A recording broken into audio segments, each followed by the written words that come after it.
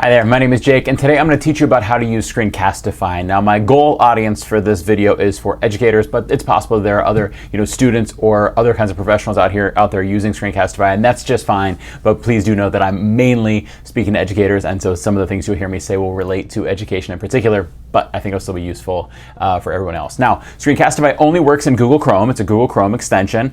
It is free to use. There is a paid version as well. I'll break down a little bit of the differences between the free and the paid as we go through it, as you'll see some of the limitations that I confront as I go through it. I am going to do this solely on the free version, but there are resources out there on the paid version as well. And if you have questions, please do feel free to reach out to me at Jake Miller Tech on Twitter or jakemillertech@gmail.com. Feel free to reach out anytime. That information is down below the video as well. Okay, so here I am on Screencastify's webpage, screencastify.com.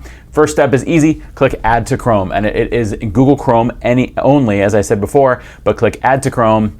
It's going to add what's called an extension to your Google Chrome browser, and I have to click Add to Chrome again. And what I'm going to see is I'm going to see it up here in the top right-hand corner. I'm going to see the logo for Screencastify up here. There it is right there. Okay, now that's going to look differently in the future of Google Chrome. Actually, you can see it already now. It's a puzzle piece instead of the way it used to look, where you saw all of your extensions stacked up there, but I could find them inside of that extensions button. Okay, so before I can start using it, I do have to click on it and start actually setting it up a little bit. Now, it has to be set up with a Google account. That's how it works. So if you're not using a Google account for your video recording, Screencastify is not going to cut it with you. Okay, so I am going to click sign in with Google. I can turn off this automatically saving videos to Google Drive thing if I want to, but that really is the power. The main reason that people use Screencastify is because their videos are automatically saved in their Google Drive account. So I recommend doing that, leaving that on, but you could turn it off if you wanted to. So I'm going to click sign in with Google. It's going to take a moment to ask me if this is the account I want to sign into. It might ask you for your password and things like that.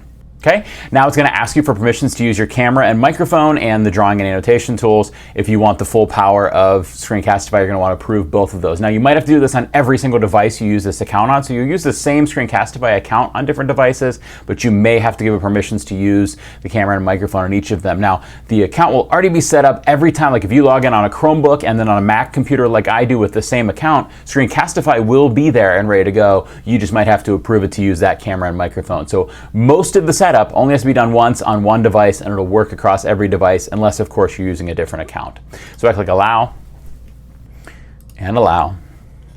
It wants to know, can I use your microphone and camera? Yes, it'd be hard to take videos without those two things. I click allow.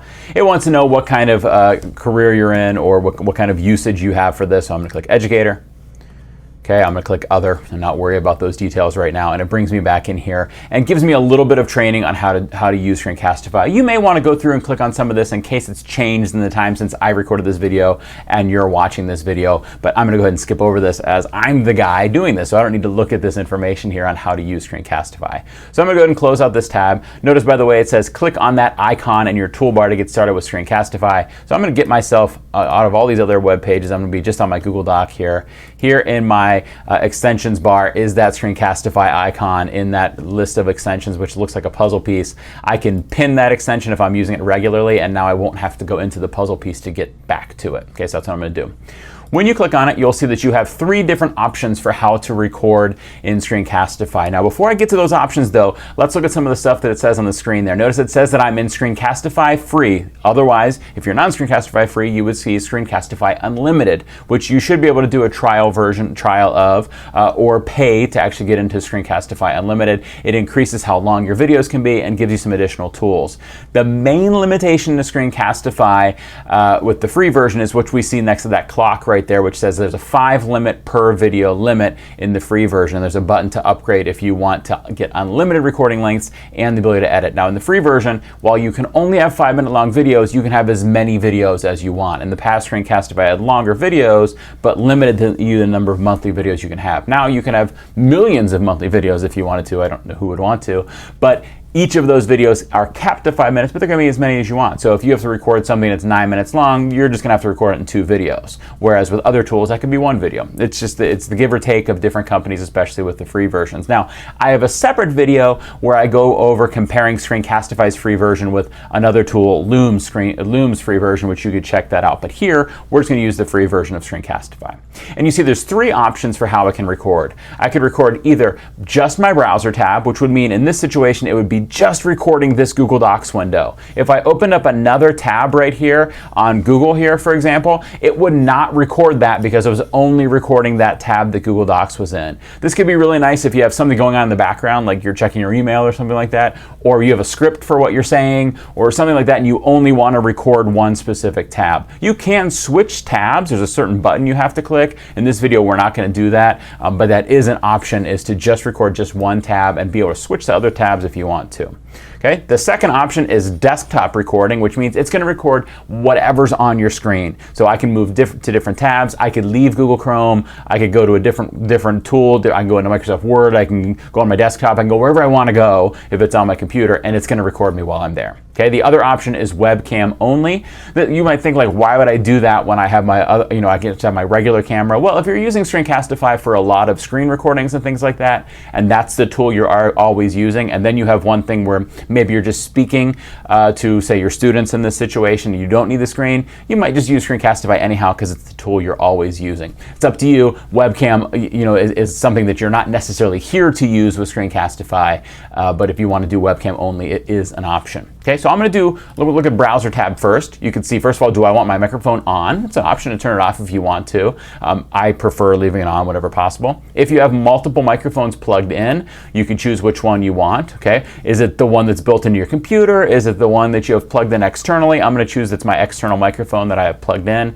You'll want to make sure you see this bar going up and down as you talk, so that you know that it's picking up your audio. Now, if I stop talking, I see that bar go away. So you want to make sure that you test and make sure it's going up and going down. If you see that it's still moving while you're not talking, that means you're picking up some kind of background noise or something, and you'd want to handle that before you record it. Below that, it wants to know, do you want to embed your webcam in the corner? I think for a teacher, most of the time, you do want your webcam to be there for your students to see your face. You're the person they know. You're the person they're there to learn from. So in general, I do think you want your webcam on. You can actually turn it on and off during the video as well, but you have to have it on to start with before you could do that, right? And then it's going to ask you, what webcam do you want to use? I only have one on this computer that's the FaceTime camera, so I would pick that one. Okay, it will default to it if you don't pick it, so you only need to really worry about picking it if you have multiple ones. Okay, below there is a show more options button. The first one is a countdown. Do I want the video to count down before I start recording? Yeah, I'd look at 3-second countdown. That sounds great. I could take away that countdown by unclicking it, or I could change it to 5 or 10 seconds depending on how much time I feel like I need to get started. Now, you can snip off the beginning of your video too, so it's an option to not not have a countdown and then have to edit it if you need to. That's okay. It's possible to do. Okay. Below there, do you want the drawing tools to be on? Okay. You can hide them once they're on, but if you're planning on using them, you're going to want them to be on from the beginning. Okay.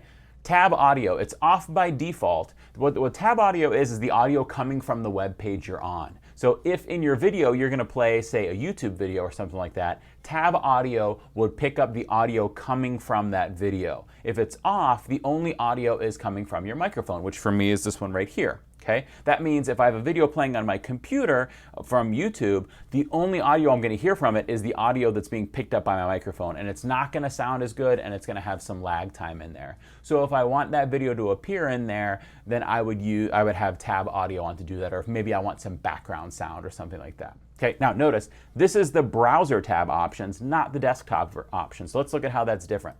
So I'm going to click over to desktop, which is what I said I normally use. You notice it's almost identical. There's only one thing that changes, and that's that tab audio goes away. So the only time that I really advocate for using the browser tab option is if for some reason I need to pick up some sound effects from the website I'm on. If I do, then I'm going to go to browser tab and have the tab audio option on. Otherwise, I prefer to use desktop because that means I could jump around to whatever web pages and whatever tabs I want to. Unless, of course, there's things I don't want to show on my screen, then I would want browser tab. Let's hop over to webcam only really quickly. You see now I'm just recording microphone, camera, nothing from my screen at all. You can see the option of tab audio goes away, and the option of having your webcam on goes away because that's what you're doing as a webcam recording. Okay? Now, one note, when I finish this video, I will have two other options with what I've recorded, and that's, I don't have to necessarily make it a video. I could also make it a GIF, or a GIF if you want to say GIF. I prefer to say GIF though. Or I could just export the audio. So I could potentially record a podcast like this. Even though it's going to record my screen or my face in the video, I could then export it as an MP3 file that I could share for audio purposes. It's not the best audio recorder out there, but if you're used to using Screencastify and you're not going to record audio all that often, it's a pretty good tool to use for, it'll fit the bill to record yourself an MP3 file. The problem you'll have there is that you will still have that 5-minute limit. Okay, so let's go back over to desktop mode. I am going to leave the drawing tools on, leave the countdown on, leave my webcam on, leave my microphone on. Before I record, I want to point out some things up here. Actually, you know what? Let's get to those things after I record. Let's do my recording first. So I'm going to click record. It's going to show me my webcam down there in the computer, there, or in the corner. There I am. Isn't it odd that the green screen is working and then here the green screen is there? Oh, tricky, right? Okay. In my situation, it's going to ask me what screen I want to use because I do have 2 monitors. I have my laptop down here, and then I have it hooked up to a monitor over here. So it's saying, are you using this one or that one? Okay. Or do you just want a certain application window? This is a nice option if maybe you have Spotify playing in the background and you want to make sure you don't have Spotify show up in your recording, but you want anything you do in Google Chrome to show up in your recording. This would let you choose that, whereas your entire screen is going to record everywhere you go, which in some situations is great if you need to jump over to some other application to record from. Okay? Either option is fine. I'm going to click your entire screen and click share. Okay? There's my countdown, and after 3, 2, 1, I am now recording. Okay, I'll show you in a little bit how I can edit out that part where I said I am now recording, but it's now part of the recording. Let's look at some of the things that are on the screen there. Down at the bottom, I have this message that pops up to tell me that I'm recording with Screencastify. I can click stop right now, and that's going to stop my recording. I can click hide to make this go off the screen, but then I'll have to have another way to stop the recording, and there are other ways. So I'm going to go ahead and click stop to get a little bit less clutter on my screen. I see my webcam over here in the top right or bottom right corner. Notice that I could take it and move it around the screen. I can also drag it by the corners to make it bigger. So you might want, as you start a video and you're introducing it, to start with the video right there big and center, and then as you start talking about things, maybe you shrink it down and pop yourself down in the corner or in the top corner or in that corner or in this corner, but you get it out of the way when you get into the meat of the lesson. You can also click the X here to make it go away. I should also point out, we've got this button right here, which says it goes back to the tab, okay, and that means it goes away, right? So I got that X and that option as well there too. Now, the controls are one of the important things down here. I see down here in the bottom left, I could record my video while I'm going. I need to cough really quick or something like that, or if I need to compose my thoughts, somebody knocked on the door, the school bell rang, who knows, I can go ahead and pause my recording as needed, and then the play button doesn't play your video, it resumes your recording. Okay? Stop means I'm done recording. Either I'm going to save this or I need to start over again. Now, if you need to start over again, you could hit the restart button here. It's going to start you all the way back to second 0 and you'll start all the way over again, which is an option that you do have if you need it. Okay? So I'm going to go ahead and click play, and it's now recording from right here. Notice there's no countdown in this situation. It's just recording me right there, right from when I clicked on the button. Okay? The next button over I see is the mouse pointer. Okay, so currently what you're going to see in the recording is just whatever my cursor looks like right now. So right now you see that tiny little arrow. Right now you see the text cursor. Whatever I do on screen, you're going to see it just looking just like that. Now if I go down here, I can click on focus mouse, and it gives me this highlight around it. Now there's no way to modify how big the highlight is, how dark the highlight is, what color the highlight it is, but it's nice to direct people's attention to a certain spot on the screen. It's also nice if you have viewers with any kind of vision loss to be able to see exactly what you're talking about on the screen using that tool. So that's an option you have there. Okay, and I get it off just by doing the same thing. You notice there is a keyboard shortcut there. I can use Option F to turn it on or off. The next option over I see here is hide cursor when not moved. What that means is when I go out to the middle of the screen, it disappears, and then when I move my mouse, it comes back and then disappears again. So if you don't like in your video having that cursor there, that's an option to get rid of it that way. Okay, I'm going to bring it back, and I like my cursor to stay on normal. The other option we have here is highlight clicks. So I'm going to click on highlight clicks, and we'll see now when I click that these circles appear on screen whenever I click on things. Okay, it's a nice way to draw the viewer's attention to where I'm at on the screen. Now I can't change the color of it or anything like that, but this highlight clicks thing is really nice, especially for viewers with vision loss or impairments. Notice a left click and a right click, it looks pretty much the same. Okay, it still shows that circle as it clicks. Okay, so those are the options with the pen tool. I'm sorry, with the arrow. Okay, next up is the pen tool. I can change the color of the pen. Okay, so let's say I want purple. Draw right here on the screen. Now it's not in my Google Doc. It's all over anywhere on my screen that I am. Okay, except for up here in the toolbar. It has to be within Chrome. I could do this drawing. Okay, now notice if I swipe away from Chrome here over to my desktop, it's not going to let me draw over there. Okay, it's only in this Chrome window because I'm using this as a Chrome extension. Now, I can also use Command and the up arrow to make my marker bigger, or Command and the down arrow to make my marker smaller. I'm on a Mac, so it's Command. If you're on a Chromebook or PC, it will be Control. So watch what happens when I hit Command up. You see that circle getting bigger, and now I'm making really big lines on the screen. If I hit Command and the down arrow, it's going to get tiny, so let's go all the way down. I just held down the down symbol, and look how nice and tiny that is. So Command and up, Command and down will change those symbols. Now, I also have an eraser, which allows me to erase just certain parts of it, or I can click on this button right here above the eraser, which will wipe the entire screen clear. Click, and it's all gone. It's in my recording, but it's no longer on my screen now. Okay. Now notice this error message pops up here that says your recording will end in 24 seconds. That's because I have a 5-minute limit in the free version. So it is nice that it's not an abrupt ending. So if you're choosing to use this and do like 2 or 3 videos per lesson, you will have a message telling you when this time is coming. I'm going to click dismiss. I want to show you that the camera can come back if I click this button. And to end, I can hide the tools, but ending requires coming up here and clicking on this button and hitting stop. Okay. Now, I had to rush through that ending part there because I was nearing that 5-minute limit. Now it brings you to this screen here, which automatically saves it to your drive up here in the top right corner. Okay. Because this is my first time using it on this account, it wants to show me around Screencastify. I'm going to go ahead and click skip the tour here. I could click show me around and look around here. I see up here in the top right, it is now available and ready to go in Google Drive. It's got a copy shareable link right here so that I can go ahead and click on that and get that link to share to somebody. And notice it's already in my Google Drive, made it shareable. So that means it's not just only I can view like a Google Drive file, it's that other people can view it. Let's hop over, by the way, to my Google Drive really quickly here. And we'll see that in my drive, I now have this folder titled Screencastify. Okay? If I double click into that folder, there is that recording I just took right now. Okay? See, it's kind of untitled July 6th. It's going to be the date. Now I come back over here into view details. This is where that name is coming from. So I can click here and click demo Screencastify recording. So that's the name that anybody's going to see when they come to it. And notice if I hop over to my drive here, let's go back out of that folder and back into it. Now it's already titled Demo Screencastify Recording. So that's how I changed the name really quickly.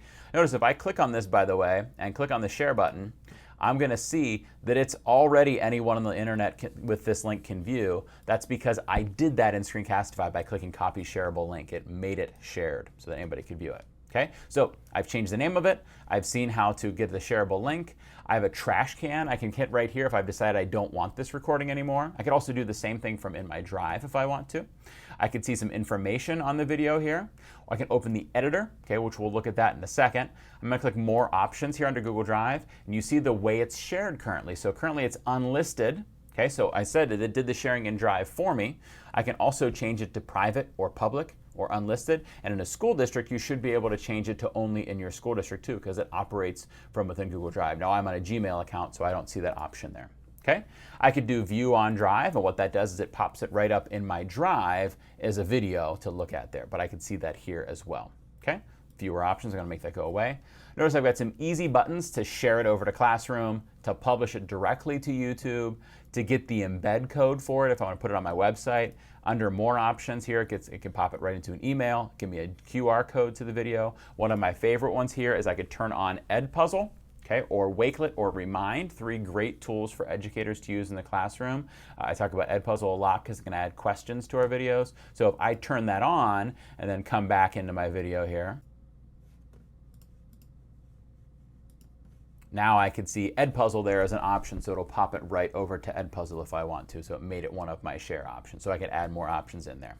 Down here at the bottom right, I could download my video if I want to. I don't need to, it's already in my drive, but if for some reason I need to download it, I can.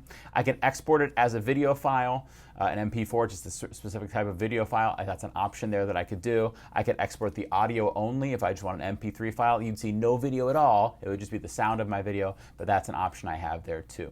So before I go ahead and export this, notice that I could watch part of the video to make sure it looks the way I want it to look. So I can click play and go ahead through here and do some watching. You can see I've got it muted right now so you can't hear it, but down at the bottom you can see that it's actually moving at this time. The other thing I want to point out are the scissors that I see on the left and right. Those allow me to cut the beginning and the ends of the video off. So if I click on one of the 2 pairs of scissors, it doesn't really matter which one, I could then move in where I'm cutting at by dragging the scissors to where I want the video to start.